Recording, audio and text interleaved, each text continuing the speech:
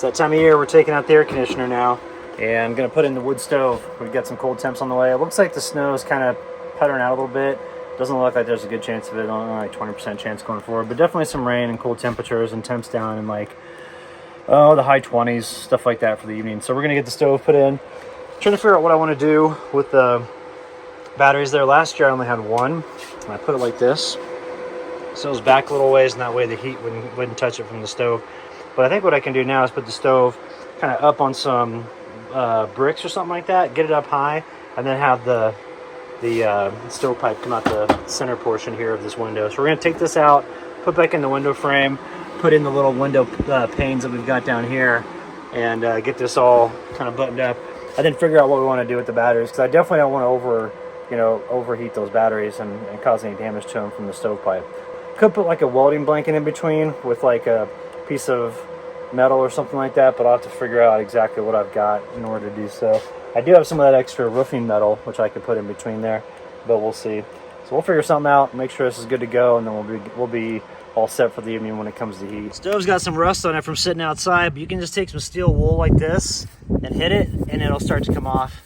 And then you can get pretty much all the surface rust off. I've already done to the top here. There's a little bit left, but it's not too bad. But nice and smooth. Just kind of get all that off there, and then once we get that done, we can put the stove inside the camper. Looking pretty good here now. Got it a lot better. It's not 100% off of there, but I think it gives a little bit of character when it's got some rust on it. And it's gonna be fine. It's not gonna hurt anything. So, all right, now. Let's see, do we need to get the bottom at all? No, I've already got the bottom. Okay, I think we're looking good. That'll be fine for this year. Just put the window frame in. These are real easy to put in because basically what it is, you want to get these pieces on both sides through the window frame.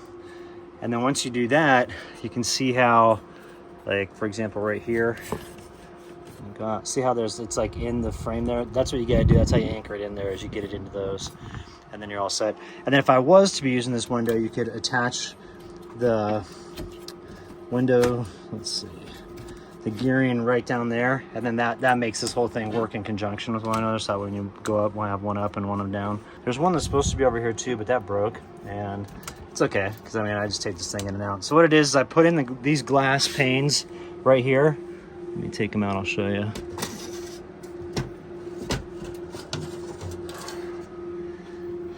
They are fragile glass, so you got to be careful with it, but what I do is I take it and then flip it around here. This is the top one, it looks like. And then here's the bottom one. So we'll put in the bottom one right now. You gotta be careful with these old glass panes because they're really fragile. These are the original ones. So you wanna be careful with that. So essentially put that in there. All right. So we have the first one in there, and then we'll get the other one put up here. This one takes two ends because it's kind of tricky getting it in there.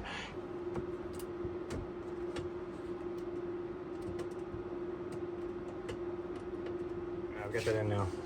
So what I do is I have a stove jack that comes out through here, and I can duct tape it anywhere on this window, which is nice because it gives us some flexibility in positioning the stove here.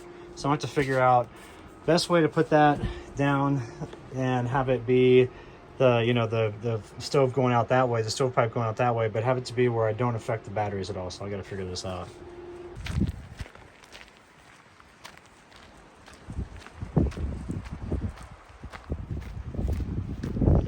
Here, sweetie. I'll grab that stove jack.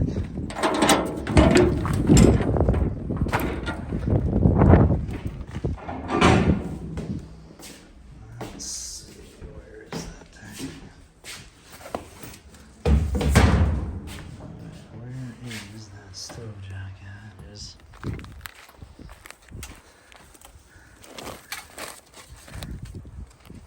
This thing's so good. You got it. See, it's angled. You can angle it to one side. So we'll put that up there, and this would be a good shape.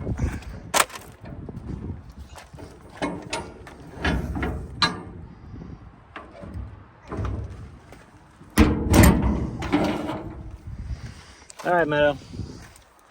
Let's get our stove jack going. Come here, Quentin. Let's go, say. Girl. Oh, you're such a happy puppy. Alright, so the idea, I gotta take down this shade tarp thing. I forgot about that. I got a lot of stuff to do. But anyway, the goal is you put this on there angled the way you want, then you can do any angle really. You just duct tape it on there, and then it kind of covers that hole up, and you're good to go. So that's what we'll do, but we need to get all this stuff taken care of, and I need to get this out of here. So I need to bring the ladder over and get that squared away. Not all the way done with the bottom here. I want to go grab the the welding blankets that I have, put some bricks down there, and then make like a area that's covered. So that way when ashes come out of the front of the stove and drop down, if they go off of the little concrete piece there and onto the ground below, it won't burn the, hey sweetie, what are you doing? Huh? You running around having fun? So anyway, I just want to show you how I put it through the window here. It's just simply removing a glass pane, and then I have this little stove jack that I put outside. Then I just use duct tape, and you can see I've done it over the years here. Duct tape it on there, and then close the gaps with duct tape, and we're done for the season. Then all I need to do here is figure out a nice little heat shield that I could put about to probably, I would say, probably gonna put the heat shield at least about right there. That way these batteries stay protected. And as it stands right now, the heat that comes out of here, you gotta think the heat is going up, it's not going back. And the back of the stove here surprisingly stays kind of much cooler compared to the front. The front, where the fire is always burning, is always really, really hot. But the back here, the way that the stove draft work that comes out of here is all the ash gets pulled to the back and it builds up, and it can actually be somewhat cooler to the touch back here while you're running a fire in there if there's a lot of buildup of ash, because the ash acts like an insulator. So the back of here isn't going to get so hot that it's going to burn these things. There's at least about 14 to 16 inches here in between, and that's plenty of space for it to cool off and not have it to where it's going to affect these very much. All right, everybody, so it's just my simple way of putting a stove in there without having to cut a hole in the roof of my camper, because I really don't want to do that.